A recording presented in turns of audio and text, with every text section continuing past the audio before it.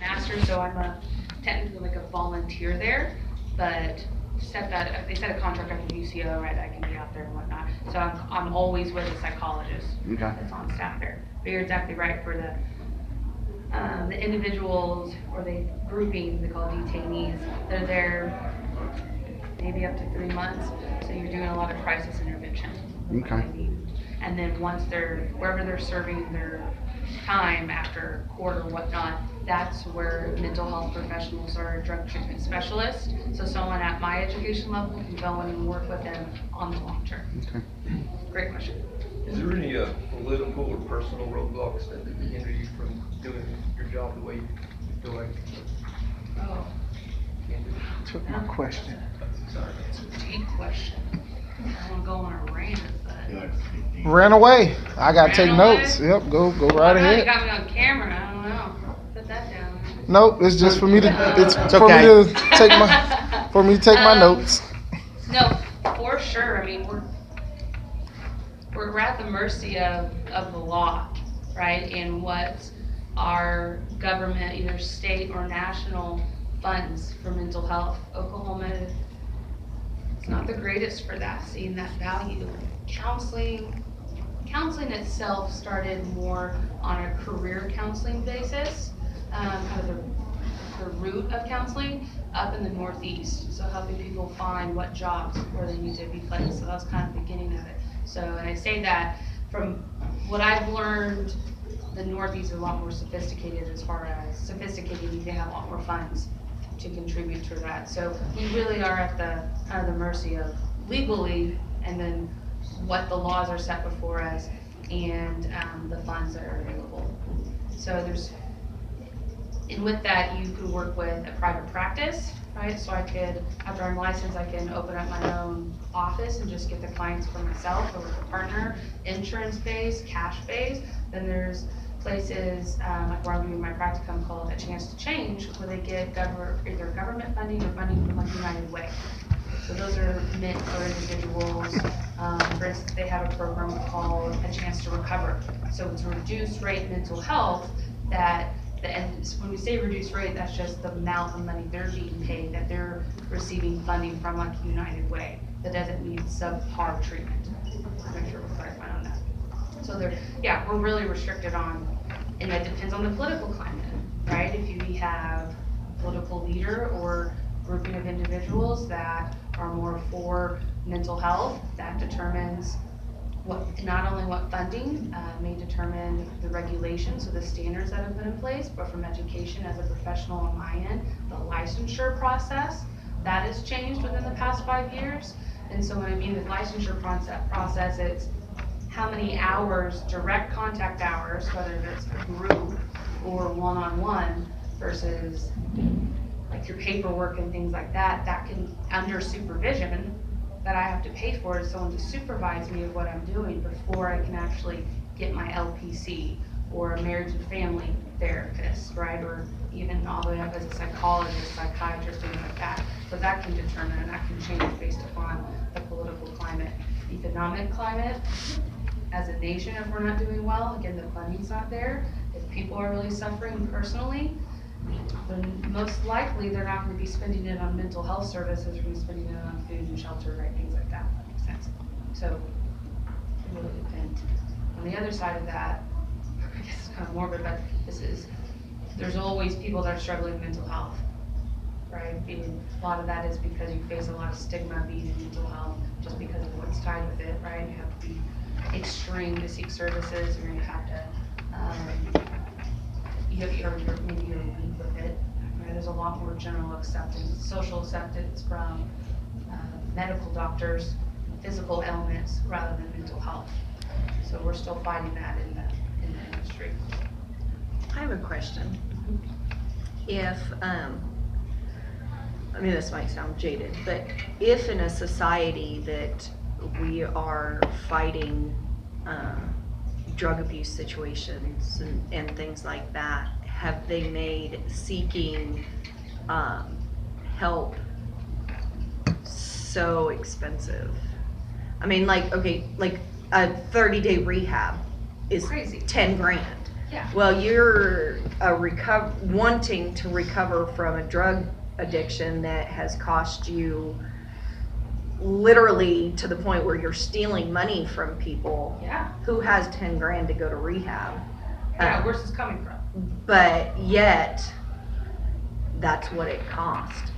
Yeah, you see, what is it, Malibu, right? It's a big rehab place because you stay in these mansions and you're served all of like these Whole Foods and exercise. And So they things can like afford that crap. Yeah, we can afford it. And if you do have a job, how many jobs are going to be that understandable for you to take off for 30 days? Well, I'm not even talking about the fancy rehabs. I'm talking about just a general rehab is 10 grand. That's not, I mean, who can afford a $10,000 chance of regaining their life?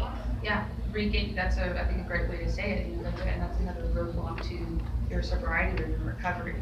I think to combat that, a lot of places have scholarships, depending upon financial situation or so on and so forth, to get funding for it, or depending upon your insurance sometimes will pay for that as well. If you don't have insurance, right, and if you most likely if an addict had 10 grand, they wouldn't spend it on rehab, they spend it on their substance of choice, right, or behavioral Precisely. activity of choice. It's catch-22. What do you do? I think that's where a lot of places like A Chance to Change our nonprofits can really be helpful because it's not inpatient to go to detox. They can work with other places to go to detox for like a week and seek the treatment they need. But it's more heavily based on the reduced rate therapy group, addressing not only the physical symptoms of withdrawal and getting off the substance, but the root of all of that, what drove the use, right? Dealing with the depression, the anxiety that most likely is going to follow once you get off that substance. Because you've been numbing out, right? You've been coping with it with something else or an activity, even Self-medicating. Exactly. You self-medicate, and it's not just substances. It can be gambling, it can be pornography, it can be shopping, eating, right? Some of these other ones that don't really draw a lot of attention to. More socially acceptable to be addicted to heroin than it is to gambling. Right? Well, get over it. Just don't go to a casino. Totally different when you're working with that. Yeah. So I think you're exactly right. How do we find that balance?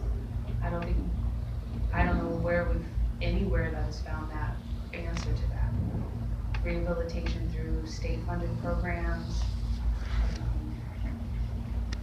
grants that different companies get.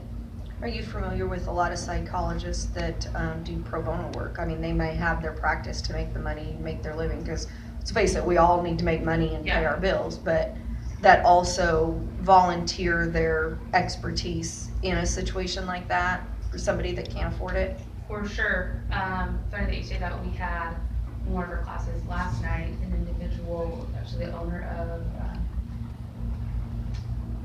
Mosaic was with, and she says, me personally, it's not a tricky situation, but it's one of those to where usually, right, the motive's there, you're there to help people and you want to help them provoke change in themselves so lead a better life, right? So that's that service mentality.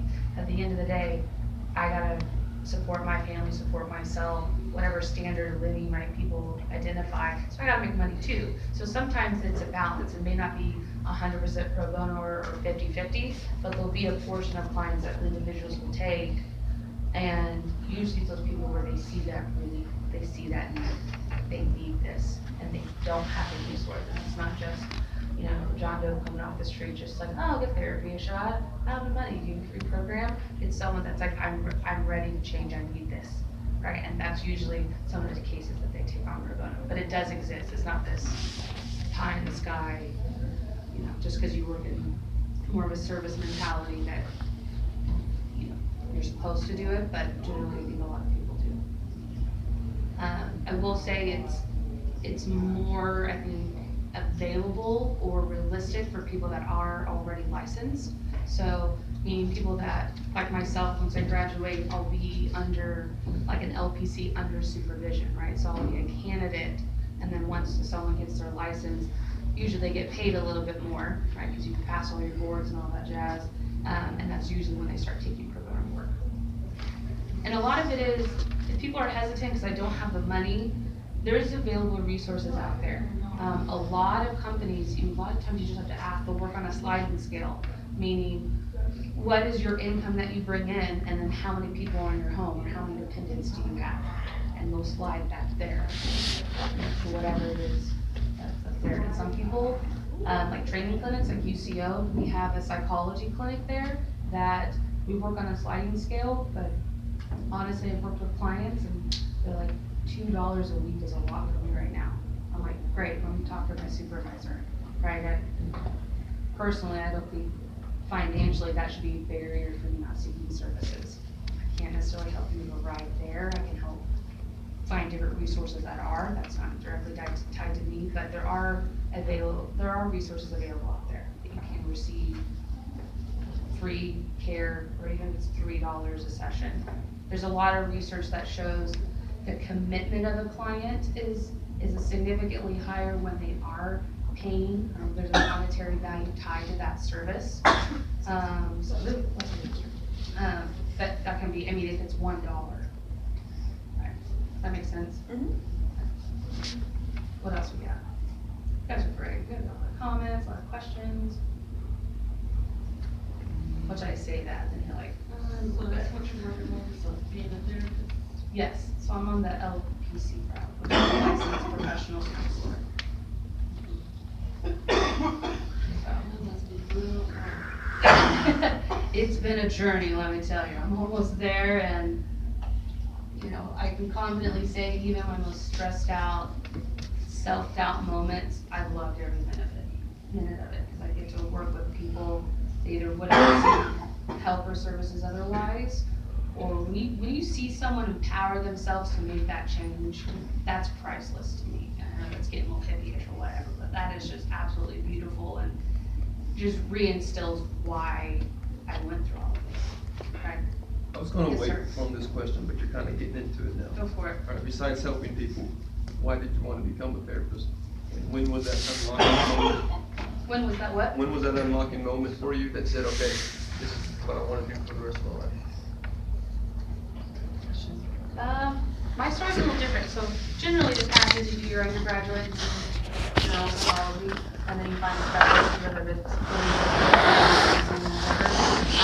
My background is business, so I was in international business, for, you know, Fortune 500 company, Fortune 50 company, for about 5 years after my undergrad, and it wasn't until I worked with a client, they were like working in IT consulting. A lot of my clients are consultants, and they're sharing more with me than just their, you okay? Need some more? I'm not sick. That they're sharing more with me than just their career goals, right? When you look at, especially recruiting, you're looking at someone's skill set, their goals in their career, and how's that going to affect their family, right? Financially, opportunity, whatever. And so I had people that I knew more about their personal life than I did about their skill set. So I kind of saw that shift.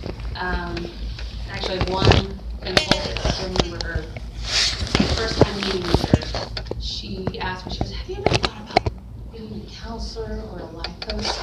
And I was like, damn it, lady, yes. Well, you know, like that's been weighing on my heart for so long. So she really, I think an outside person, you know, seeing that potential that I had so much self-doubt in, really set me on this path. Yeah. The poor husband, the year we got married, was like, hey, I'm gonna go back to school. And like, so we get married, and I'm like, I have to work part-time now. So it's a sacrifice, it definitely is. LPC route is 60 graduate hours. So if you compare it, that's about double than a normal master's. So marriage and family, it's about 30, 35. Master's in business administration, MBA, that's around 30, 35. Legally, we have to have 60 credit hours. Plus, at least our program's more national, 600 hours. Working in the field with clients, face-to-face hours, getting that experience. And that's opposed to, say like Kruti had a thesis, right? That is a whole experience, very, it usually takes the same amount of time, like a year or so. But mine is, it's more, me personally, I want a therapist that has more face-to-face hours with individuals than read about it. Right, and granted, you read about it, you know, like I didn't, but, right, so you're experiencing it. But it was definitely a sacrifice, you know, when I look at, for me and my family financially, if I wanted to make the most money, I should have stayed in business I was in. Let's not take like a 40% pay cut from the first job I got to the second job in business, and then I'm taking another significant pay cut to do this. But it was a family decision to see long-term happiness with this. And if I never get back up to making that much money, so be it. I have to learn how to live on what I'm making now, right, and readjusting that. So the emotional benefit of, And some people it is money, staying in business then, Nate, or whatever it is you're doing, minus selling drugs, you know, other things, but money's your motivator, which it is for a lot of people, no judgment, you For should Bob, do it's that. beer too. Beer? It's Okay. bourbon Bourbon. and cigars. There you go. But yeah, teach their own. That's fine. That's fine. Sorry, that was a little more on the personal side for me. Yeah. Sorry. Any others? Were you ever in a situation where your morals and your ethics made you not take on a case with the person? Dang, y'all. Well, you asked for a question. I know, I asked for it. No, I'm saying these are good questions.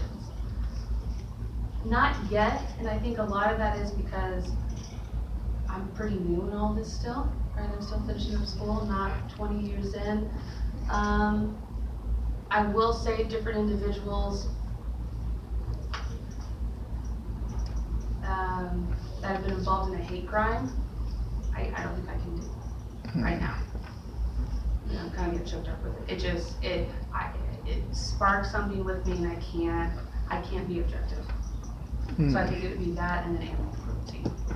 I don't know. And it's not me saying that they're a bad person or what they did. It's just for me, I'd be too emotional, and that's not healthy, and that's not beneficial for the client. And the stance I've taken, especially talking to different individuals that have committed multiple crimes, or whether they got caught or not, or whatever, is I really don't think there's a such thing as a bad person. It's just either bad choices or behaviors. So we can understand those behaviors and why it happened, and then change it from there. You know what I don't know. Good people have bad days. Exactly. Yeah. It's You know, not. There's maybe some people out there, right, that are the Batman, like the Heath Ledger, the Joker guy. What was that quote? It's still stuck with me. Just want to watch the world burn or whatever. I was like, oh, that makes me feel uncomfortable. There's people out there for that, but I don't know. I haven't met one yet that I thought was a bad person. Maybe the bad, either not an alternative choice they made in life.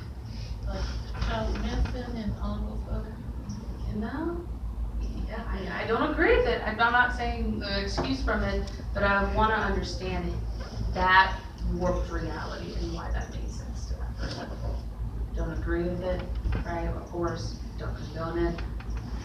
But usually, not usually, I don't want to generalize. Sometimes if a person grows up in a certain environment, right, they have different biological, psychological, and social factors that are all coming into play.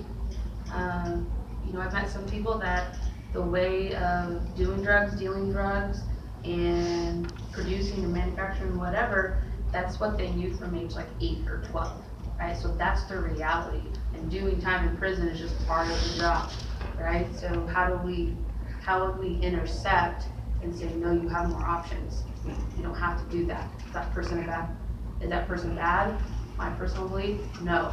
Did they deal what they thought they needed to do at the time? Maybe. They probably know it's bad? Maybe. Right? So at least for me and my route, I'm very individualistic and trying to understand. And with confidentiality, I think a lot of it comes with respecting your client. It's not being quick to judge just because of their background or presently what they're doing. A lot of that is just coming from a place of understanding and then meeting them where they're at. Some people aren't ready to change, wish that wasn't the case, but you have like these stages of change. It's like pre-contemplation. They don't know there is a problem happening in their life. Then contemplation. I'm aware of something happening. Right? Then you can move into action, then making a change, and you can move into maintenance of keeping that change towards the healthier path. Does that make sense? Is that too much? Coming at y'all long. Okay. Good question though. What do y'all think? Do you think there'd be any cases or individuals that you all think you couldn't work with or would choose not to work with? Oh, yeah. Hate crime. Oh, yeah? There's strong feelings for us and stuff? Oh, yeah. I think I'd embrace all of it. I want to see all the weird, just all of the, I shouldn't say weird, but all of the. Spectrum of. Yeah, just all of the different realities, or other people's realities. I also believe that good people make bad choices, but I also believe that you should own those consequences as well. Yeah. And there's some people that don't believe they should have to own their consequences. That's when I would have an issue. Lack of accountability. Lack of accountability, yeah. Taking responsibility for what you did, regardless of if right or wrong. Right? The vast majority of society is saying that's wrong, so therefore, doing your time, yeah. And a lot of that is, you're going back like self-care, right? Of knowing when or if any therapist has had too much with working on one population, that's, I'm being pushed to think about that and to acknowledge it, so I'm not putting myself in a compromising position. It's just knowing your limits. We're humans too. I'm a human. I'm gonna have limits with other people, within myself, right? Things like that. So we think about individuals of you don't think you should work with. Some of it's just knowing yourself well enough to say, hey, I don't think I can help them, or I'm gonna emotionally suffer from this, and that's not helpful for either person. But I definitely think respecting the client and seeking to understand goes a lot further than quick to judge. Right? But there are definitely frustrating cases out there. And like, if you just did this, things would be so much better. But they don't see the value in that. They don't have the buy-in, right? So what do you do with that? Types of therapy, you can do individuals, so one-on-one, couples, right? So you bring your partner in, or if it's whatever type of relation, there's multiple partners involved, that too. Group counseling is normally for people, right, that are going through something similar. If it's trauma, if it's just coping skills, daily life skills, recovery, addiction, whatever it may be. Family therapy, that's heavily, I think, not necessarily pushed, but encouraged, because when one person changes in the family, whatever biological or whatever family you choose, right, that unit, it affects everyone else around you. So I think being mindful and ethical that if you help one person change and not addressing how that's going to affect the whole, that's something to consider too. Right, so sometimes it helps with one individual that's seeking either sobriety or their anxiety, depression, whatever it is. You bring the family in and you can address all of that out in the open. So that's encouraged as well. Treatments and different interventions. So you'll see a ton of different interventions out there with different treatments. Right? There's some people that are into psychoanalytic. By the way, if someone calls themselves a psychoanalyst, that is not a title protected by law. Anybody can call themselves a psychoanalyst and advertise themselves as providing services, but that doesn't necessarily mean they went to school for it, had any training, did any of those steps, like a licensed social work, marriage and family psychologist, LPC would. Does that make sense? So just kind of be wary of that.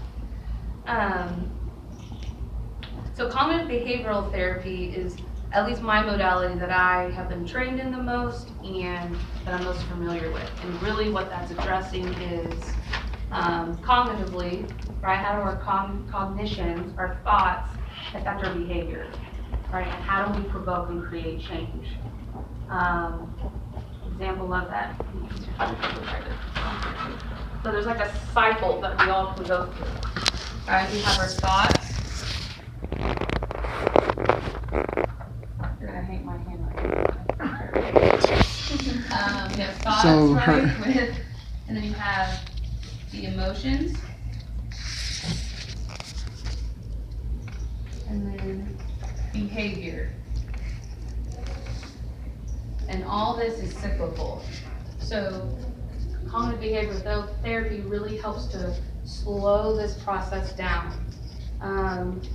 Is really when you feel something, right? You feel angry, feel excited. It's really hard to change that feeling, right? When you're feeling something with it. And then that feeling generally provokes a behavior. If I'm at a birthday party, sorry for this to get here, right? You're jumping up and down, you're like surprised, right? Your behavior's gonna exhibit that emotion and what you feel. Well, a lot of times what we do is we forget that our thoughts really can dictate this whole cycle. For example, you're driving and someone cuts you off and that makes you miss your turn. Oklahoma. Right? You get kind of, what's the feeling you're gonna get? Piss and Angry. couple of suggestive words for that particular person. Yeah, yeah, exactly. You're gonna do different hand gestures that's not waving. Yeah. You're gonna call them things that's not most beneficial, right? Because you're angry in that situation. And then what do? Cut them back off, flub them the bird, right? Whatever. Chase them down, yeah, and pull PJs on this guy or gal, whatever. Because you're angry about it. But what's that initial thought? Sometimes we don't even address that thought that happens. It's that person cuts us off. How dare they cut me off? That's so rude. They're an idiot. They don't know what they're doing. It's more like MF and B. Literally curse words. I'm right? just, yeah. Yeah. Let's be honest. Let's be. We don't gotta sugarcoat it. We can take it. Yeah. There you go. But the thought is, like, it's just, how dare this person do this? What are they thinking? They're an idiot. Whatever. I wonder what would happen if we slowed down that and we're like, oh my gosh, what if they have a kid that's in the hospital right now? What if they're taking the kid to the hospital? Right? What if there's a bee in the car? They're swerving trying to get the bee because they're allergic and they get stung, they're gonna crash, right? Whatever. At least me personally, I may have a different thought or feeling if I think that person has a kid that has to go to the hospital or they're having, whatever crises. I'm gonna probably like slow down, get out of the way, probably give them more lenience. What you got? It wouldn't be as frowned upon if somebody jumped in front of you if they just threw on a damn turn signal so you would know, hey, I'm coming over. Yeah. I may not, I may cut you off, but I let you know I'm coming over. But you'll just have somebody just fly and dart in between you and then like 20 feet up the road, turn You right. right again? Yep. So I'm just saying. I hear you. If my dog or my husband was ill and I had to get him to the hospital, screw that turn signal, right? Because I'm focused on getting to that destination. Huh. But I'm saying if I change that thought is different, right? You have a lot more sympathy for that person that's trying to help themselves, or there's a bee in the car and there's allergic, right? My behavior is going to be different. But we don't. That automatic thought of how dare that person, right? Your rude curse words, whatever that is. Yeah.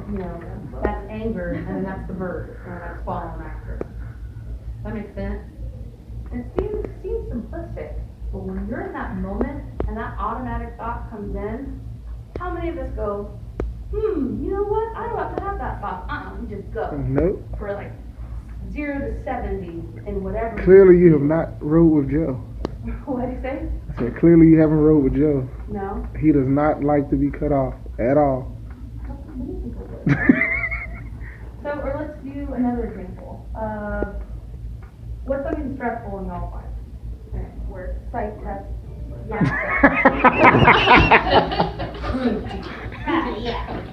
I Psych have that test labeled school. since my master's, it's okay. Yeah, sassy. She's pretty sassy, isn't she? Once Yeah. you learn where the sass comes from, it can be comfort. She's intimidating. First time I met you, small and mighty.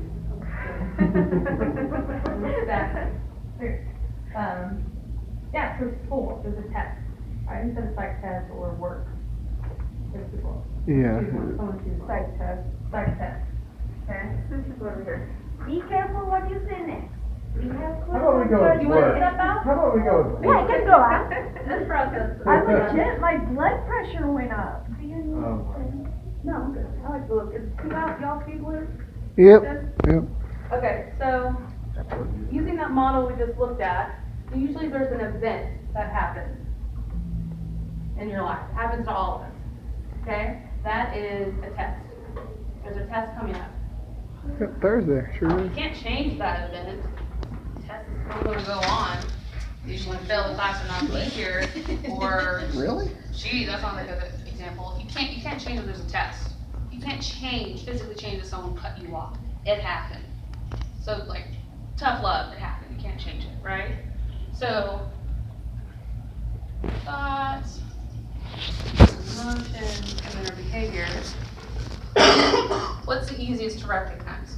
Like, Yeah. right? What's the first thing that comes to mind? What the hell's on this test, right? Your first thought? What the hell? Did I study enough? Content, yeah, like worried, right? If you're worried from that, did I study enough? Do I understand the material? Yeah. It's really small, you're not gonna see that, but you can just. Emotion, so what emotions derive from that? Fear, Fear, anxiety. yeah. yeah. So stress, so what we're doing is we're slowing this down real quick, right? And firm believer of, you don't know what you don't know. If I don't know I'm supposed to know this, how the hell am I supposed to know it, right? Exactly. I get you. I'm right there with you. So with this, we don't think about it, so we're having to practice it to become more aware, to slow down this thought process. Because eventually, you can't really intervene change at the emotion, at the event, someone cut you off.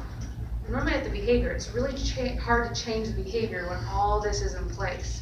It's really hard because you're pissed off. Not normally you're gonna be like, calm down, Melody. You have choices here. No, I'm truly straight to it. Right? So this is where we can promote change. This is where change happens. Get excited. Okay? So fear, anxiety, test is a stressful event. That can be pretty general. That's a terrible one. There we go. Right? So you feel fear, you feel anxiety, you feel worried. Right? Physically, what do you feel? When you feel fear or anxiety, what do you notice about your body? It's tense. Tense up, right? I get hot. And forgetful. Forgetful, right? But it's usually that behavior that happens, that outcome. So the fear, you tense up, you start sweating, some people get nauseous, right?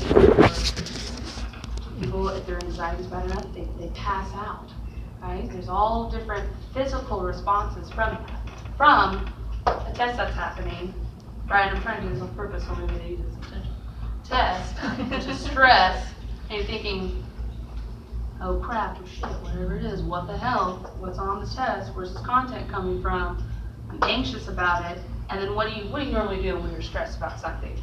What happens after? Freak out a little bit. Freak out. What does a freak out look like? Meltdown. Can you shut down, you don't study at all, right? What's the use? I'm not gonna know the content anyway, right? You don't study. You give up.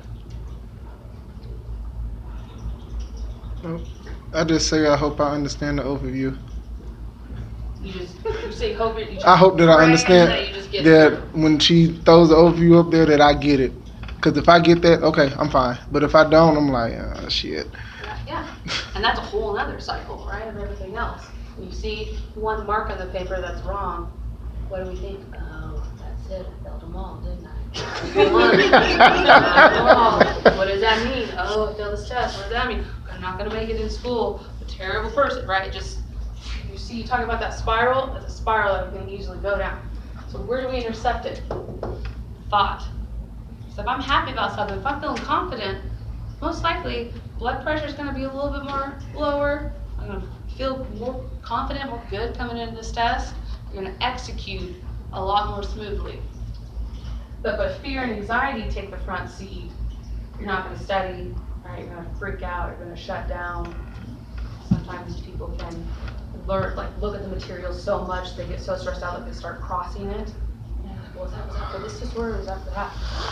I don't know. And you're like, you know this. You just need to calm, as my professor says, calm that down, everyone. Gonna be okay. We're gonna make it through. Then that's ideally how you would go and go about it, right? And when you go study, what does that do to your thoughts once you get in the test? You're gonna I'm fail. fixing to fail this test. Fixing to fail this test, and then what's the emotion that follows that? More fear. Yeah, I'm fear. I'm anxious. Sometimes that means I don't know this content. I thought I liked this subject, but I can't do well on a test. I guess I'm not very good at this. Right? And you see, does that make sense? See, you're like this spiral. No, I'm drilling it in. This is really hard for us humans to get. Yes, sir. So, is thought the evolutionary,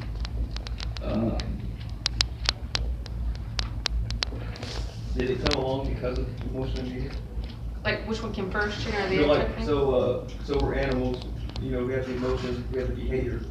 What makes us separate now is that thought. So is thought the evolutionary product of behavior and emotion? It makes sense to me.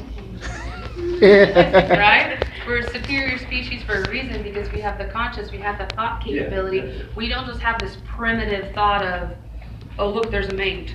Oh, look, there's food, right? Like many animals have. We have a lot greater capability to look past that, to look at the potential consequences. Yeah, that makes sense to me. We went about, and that's getting into a lot of, we want to look at the brain, so Fuji can go through that, right? Like as the brain develops, the primitive portion of it, which part of the brain is responsible for like the decision making, that makes us a superior species, right? And so that's neurons and things like that. So, but yes, what we're attacking is the thoughts, because we're the species that has the capability to intercept this, and we can actually think abstractly. So how do we change the first event, stress, thought? How do we change it? Say that one more time. If the thought is the thing we can change in this situation, how would you change it? What do you think? What do you guys think? Be prepared. Be Study prepared. to where you're studying where you're prepared. Yeah. Did you take the after school tutoring that she offered? Okay, use your resources that's available. Embrace the emotion you're feeling. Embrace the emotion you're feeling. That's a good one. Taking that, even reversing it. I'm a physical person, so I keep backing that, so I'm saying it. So backing that up and slowing that down even more. What thought could you have alternatively? Or if we even slow it down, what behavior do you want? Apart from cursing. Well, I don't know. It just doesn't. Okay, well, let's do this. Cause even being positive, I'd be like, well, shit, I'm ready. I mean, that's just me. Yeah, some people have a more natural positive outlook on it, right? With it, so let's go back to the emotion. How do you want to feel going into a test? Calm. Confident. Calm, confident, right? Don't be worked up. Just kind of like, hey, I can do this. Yeah, just calm.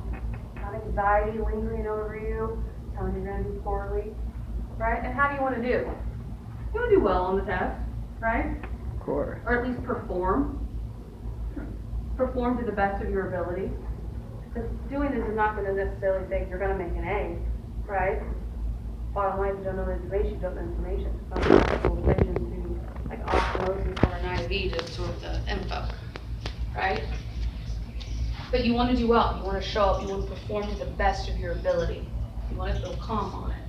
So when Pruchi says, hey, we have a test, whatever, right? What's an alternative thought that can make you feel calm about the test? Check my notes. Yeah, that's a behavior with it, to prep for it, right? Check notes, Thoughts. review them. I know I studied, so I should do fine on this test. I know I studied, so I should be fine in this test. I know my capabilities in it, right? Yeah. I know I'm doing the best I can.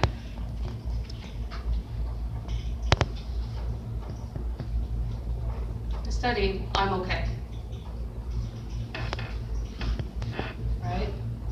What's another thought you could have that would make you feel calm? Mm,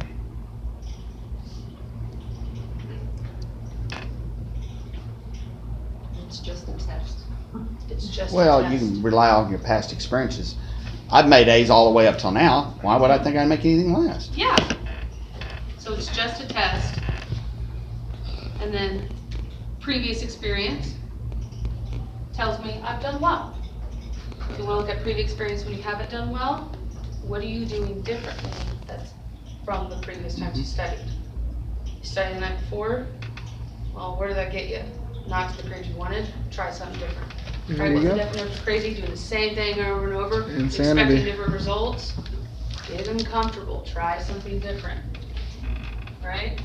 How about just taking pride in your learning? Yeah, taking pride in your learning something. I'm gonna review it, I'm gonna, it's just a test, I'm learning, I get to be here. I get this opportunity to be here to learn. A lot of people don't have this opportunity. I wonder where that thought of gratitude would shift this whole cycle. And it takes a lot of practice. This is something we do like thought records with a lot of individuals to break this cycle or to change this cycle. I have to do it every day on something that I'm either quick to agitate. You ever a family member just gets under your skin and you're like, yep. my first reaction is just all emotion and then like rage or whatever, right? We constantly have to do self-check. Okay, well, what do I want out of this relationship or this interaction with this person? Do I want to fight them? Right? Sometimes you do, right? Because you angry at them or whatever. Well- What's most productive out of the situation, right? So slowing this process down. You can't control the event that's going to happen, right? You can avoid it, not show up to class. You can escape the event, drop the class. That's an option. You can avoid, you can escape, but it doesn't address any of this. It's really hard to change your emotions about something. Love is a perfect example of that. Ever been in love or have feelings towards someone, you're like, oh, this is so unhealthy and I shouldn't be in this. Love is a mother trying to get rid of. Mhm. Agree, disagree? Word. Word, right? Yeah. How many times have we been told like that relationship is so unhealthy? Oh, damn it, love. Just love this person, right? And then behavior. What do you want? Or behavior would be like your outcome. What do you want? So slowing this down and really thinking and addressing these thoughts. If it's stress of a test, if it's I'm exhausted and fatigued, I'm working so much, and then I have class, and then they want me to show up for this, right? Slowing down that thought process a little bit and seeing where can I change this. And it's not just everything's sunny, 70 and sunny, right? We're not ignorant. We know the reality of the situation. And it's not saying this is gonna make you have an A, but sure as hell is gonna be a lot better than you coming in freaking out about it. What do y'all think? Think I'm talking out of my rear? What do you think? No, it makes sense. Makes sense? Do you think it's doable? Is it realistic? Oh yeah. You just have to apply yourself. It's very doable. It's Just hard. Yeah, well, it's a lot of stuff's hard, but that don't mean you just don't do it because it's hard. So looking at this, so that's cognitive kind of behavioral therapy, like an element of it, what we work on. So when we think of this, then we try to tie it into what are these automatic thoughts that I'm having when this event happens? Car, a test, work, spousal, partner, whatever. And how do we address those thoughts and in turn change our behavior? I've been told if it's not gonna affect you in 5 years, don't spend more than 5 minutes stressing over it. Yeah, that's good. Yeah, I like that. Or what does my husband always tell me, very self-critical, self-analytical. He's like, you've been thinking about this interaction you had with this person for 30 minutes now. Do you think you're that important to where they're still thinking about the interaction with you? No, and we stress over something like, oh, I look stupid doing this, right? Like, that was my husband's boss, or this is a coworker, or someone new, and then we start assuming this is what they think of me as a person because of that. When most likely, they're not thinking about that at all. They're wrapped up in their own business. Pretty selfish people, wrapped up in their own stuff. But we got a lot going on. Is the cognitive region the newest part of the brain? So, No, so cognition, good questions. When you're looking at like the physical brain, you have different lobes that are responsible for different things, like occipital lobe, right? So like eye, like vision, and with the eyes, some of it is movement, some of the motor processing, and this frontal part of a frontal lobe is an area called the prefrontal cortex. That is like your executive functioning. That's where it separates us as a species to be able to cognitively think abstractly about things, multiple, how's this behavior gonna get me this outcome, right? And that generally is the last to develop. Usually all this develops by like teenagers, adolescents. You know what I mean? That's why they say kids They are know so. about Phineas Cage, so they can. Oh, they do. Isn't that crazy? It still amazes me. We lived. But that that prefrontal cortex, right? If you look at substance abuse specifically, teenagers, that's always the most crucial part because this is not fully developed. They're not thinking, if I take this much weed, heroin, whatever pills, or engage in this much risky behavior, that's not fully developed to really know the outcomes of that. So therefore, that instant gratification, that short term, that's what makes the most sense. You know, the curiosity is a beautiful thing, but you have to channel it in appropriate and healthy ways.